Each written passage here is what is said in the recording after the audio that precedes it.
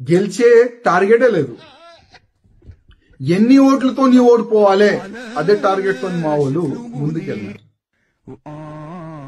మా కేంద్ర మంత్రి కిషన్ రెడ్డి గారు పార్లమెంట్ లో ఉన్న అది నియోజకవర్గం ఈజీగా గెలవచ్చది.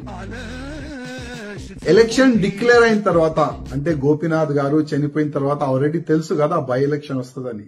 ఏం చేసినారండి? ఎందుకు ఆ జూబ్లీ హిల్స్ లో ఉన్న ఓటర్ని ఎందుకు చెప్పలేదు మేమున్నాం మీకు అని?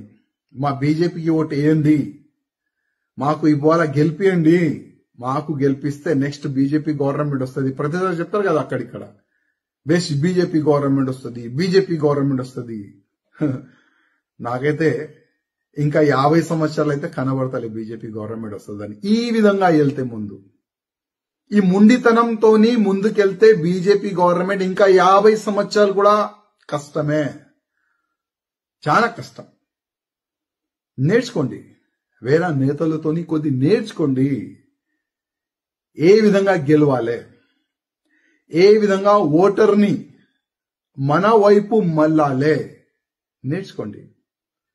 నేను ఏదైనా తప్పు చేస్తే, ఏదైనా తప్పు చెప్తే కూడా నన్ను క్షమించండి. కానీ బాధ ఉంది.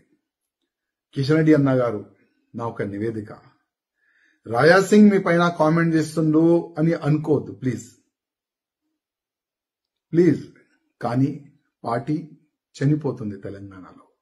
కాపాడండి, పార్టీని కాపాడండి. ఇదే నా ఒక్క నివేదిక మా కిషన్ రెడ్డి గారితోని, మా బండి సంజయ్ గారితోని, మా లక్ష్మణ్ గారితోని. ఇదే నా ఒక్క నివేదిక. ఇవాళ మాట్లాడుతున్నా నా పార్టీ గురించి.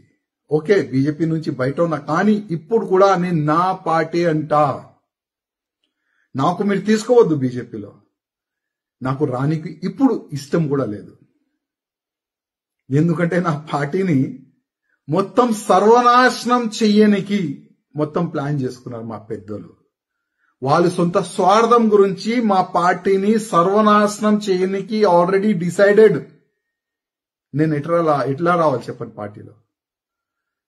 నెక్స్ట్ ఎలక్షన్ కొట్లాడుతానా లేదా అది కూడా నాకు తెలియదు. నాకు బాధ కూడా లేదు.